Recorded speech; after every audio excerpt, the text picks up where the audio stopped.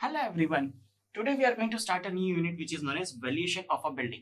Last time आपको याद होगा हमने फोर्थ यूनिट एंड करी थी. फोर्थ यूनिट में हमने क्या क्या देखा था? What are the contingencies, what are the work charge establishment and DPR. That's all we discussed in the previous unit. So today we are going to start a valuation of a building. अब what we are going to discuss in this unit, first we are going to discuss about the introduction of the valuation. After that the terminologies means what? Market value क्या होता है, book value क्या होता है, capital value क्या होता है, salvage value क्या होता है, ऑब्सोलेसेंस क्या होता है, डेप्रिसिएशन क्या होता है और सिंकिंग फंड क्या होता है. This are the few terminologies that we are going to discuss in this unit. After that we are going to do the numericals on the capitalized value and the year of purchase. फिर उसके बाद हम देखेंगे कि sinking fund क्या होता है, जैसा कि हमने अभी टर्मिनोलॉजीज में भी पढ़ा. बट सिंकिंग फंड एक ऐसा फंड रहता है जो हमारी बिल्डिंग की लाइफ खत्म होने के बाद हमको एक अमाउंट इकट्ठा करके देता है. तो ये फंड हमारे लिए बहुत ज्यादा इंपॉर्टेंट रहता है. तो उनके बिहाफ पे अपन कौन कौन से न्यूमेरिकल्स देखेंगे. अगर हम कोई भी मशीन खरीदते हैं, कोई भी हम बिल्डिंग परचेज करते हैं या बिल्डिंग हम कंस्ट्रक्ट करते हैं, तो हमारे पास लास्ट में कितना अमाउंट कलेक्ट होना चाहिए. That is all about the sinking fund. इसको हम थोड़ा सा डिटेल में देखेंगे, साथ ही साथ इसके न्यूमेरिकल्स भी करेंगे. फिर उसके बाद आता है डेप्रिसिएशन. Depreciation means what? हमको क्या करना है, जो भी हमारी बिल्डिंग है उसमें हर साल कुछ ना कुछ एक वैल्यू कम होती जाती है. तो डेप्रिसिएशन कितना हो रहा है, उसकी कौन कौन सी मेथड्स रहती है और किसी भी बिल्डिंग का डेप्रिसिएशन कैसे निकालते हैं. ओके. फिर इसके बाद हमारे पास आएगा एक डिफरेंशिएशन. डिफरेंशिएशन एक बहुत ही ज्यादा इंपॉर्टेंट टर्म है between the obsolescence and the depreciation. That all we are going to do in this particular unit. फिर उसके बाद हमारे पास वैल्यूएशन की मेथड्स रहती है कि आप वैल्यूएशन किस मेथड से निकाल रहे हैं. आप पास्ट रिकॉर्ड की मदद से निकाल रहे हैं, आप कैपिटलाइज वैल्यू की मदद से निकाल रहे हैं, आप on the basis of profit निकाल रहे हैं. तो किसी भी बिल्डिंग है तो उसका वैल्यूएशन कैसे निकालेंगे. जस्ट फॉर एन एग्जांपल, आप जिस भी घर में भी रह रहे हैं या जिस भी मल्टी में रह रहे हैं या जिस भी बिल्डिंग में रह रहे हैं, तो उसकी प्रॉपर्टी की वैल्यू कैसे निकालेंगे. That is all about the methods of valuation. और इसके बिहाफ पे हम कुछ न्यूमेरिकल्स करेंगे, जैसे हमने 1 स्टोरी 2 स्टोरी ले लिया या फिर एक कोई भी प्लॉट है मेरे पास, तो उसके लिए हमको मेथड्स ऑफ वैल्यूएशन करना पड़ेगा. फिर उसके बाद हमारे पास एक टॉपिक आएगा रेंट फिक्सेशन. मुझे क्या करना है, एक कोई भी प्रॉपर्टी मैंने ले रखी है. अब मैंने क्या करा था, एज अ इन्वेस्टमेंट उस प्रॉपर्टी को लिया है. अब मैं चाह रहा हूँ कि इस प्रॉपर्टी के बिहाफ पे मुझे रेंट इकट्ठा हो सके, मुझे इससे रेंट मिल सके. तो रेंट को कैसे फिक्स करेंगे, गवर्नमेंट कैसे रेंट को फिक्स करती है, गवर्नमेंट किस हिसाब से उस पर रेट लगाती है. जैसे गवर्नमेंट बोलती है कि हम 6% रेट ऑफ इंटरेस्ट पे आपको रेंट पे देंगे for a government employ, not for the private employ. तो उनको किस बिहाफ पे देती है, तो उसके कुछ न्यूमेरिकल्स करेंगे हम. That is based on the rent fixation. फिर इसके बाद हमारे पास एक टॉपिक आएगा लीज होल्ड प्रॉपर्टी. अगर कोई भी प्रॉपर्टी है तो उसको लीज पे कैसे दिया जाता है. आपको याद होगा, आपने सेकंड ईयर में भी पढ़ा होगा, कोई भी प्रॉपर्टी हमारे पास है तो हम उसको 30 इयर्स की लीज पे दे सकते हैं, 99 इयर्स की लीज पे दे सकते हैं या फिर 999 इयर्स की लीज पर भी दे सकते हैं.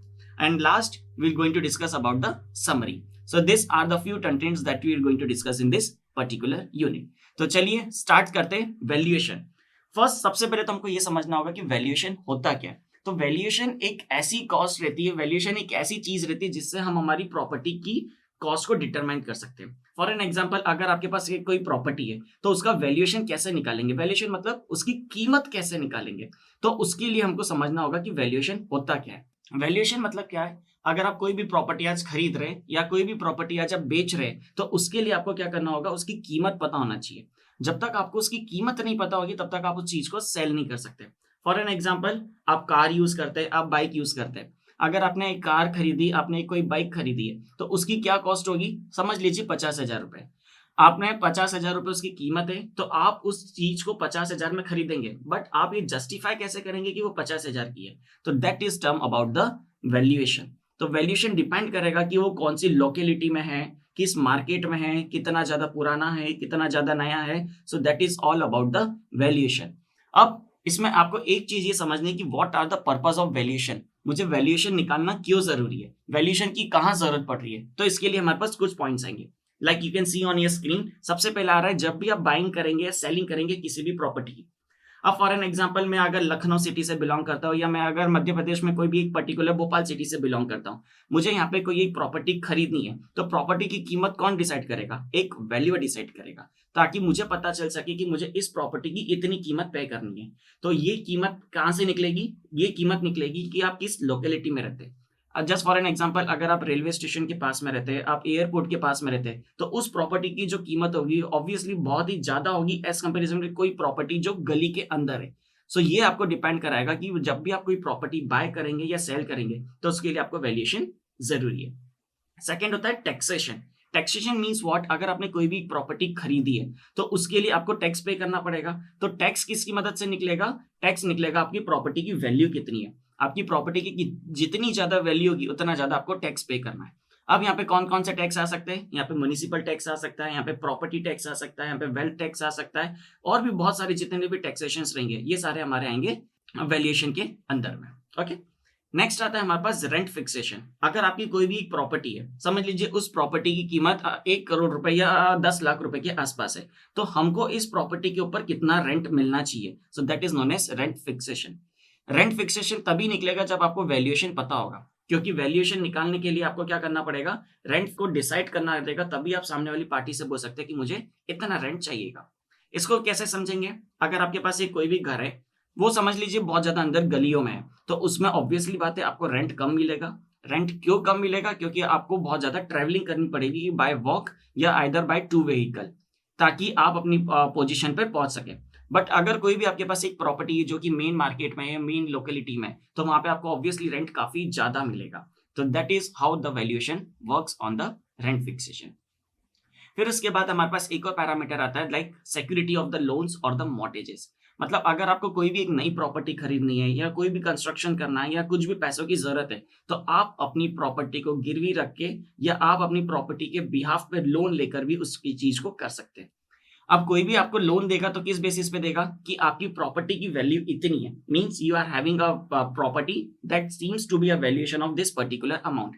तो इस प्रॉपर्टी की इतनी वैल्यू होने के करस्पॉन्डिंग में आपको इसका 80% दे सकता हूँ। Just for an example, gold loan. Gold loan भी बैंक का एक ऐसा ही क्राइटेरिया है। आप बैंक में क्या करते हैं? गोल्ड को गिरवी रखते हैं और उस गोल्ड को जो आपने गिरवी रखा है उसका अबाउट 80% तक आपको उसका लोन सैंक्शन हो जाता है। वैसे सेम प्रॉपर्टी भी यही चीज है। इसमें क्या करेंगे? आप अपनी जो भी प्रॉपर्टी है, आप उनके बिहाफ पे जो भी लोन लेना चाहे तो उसका अबाउट 80 to 90% आप उसका लोन ले सकते हैं। कैसे? आप उस प्रॉपर्टी को गिरवी रख दीजिए या फिर आप उस प्रॉपर्टी के अगेंस्ट लोन ले सकते हैं। एक चीज ये भी है कि अगर आपने पहले से ही कहीं से लोन ले रखा है और अपनी प्रॉपर्टी गिरवी रखी है, तो उस चीज को वो ओनर जो है उसके पास पूरे राइट्स रहेंगे। अगर आप उसका लोन पे नहीं करेंगे तो वो उस चीज पे एक्वायर कर सकता है। That is known as compulsory acquisition.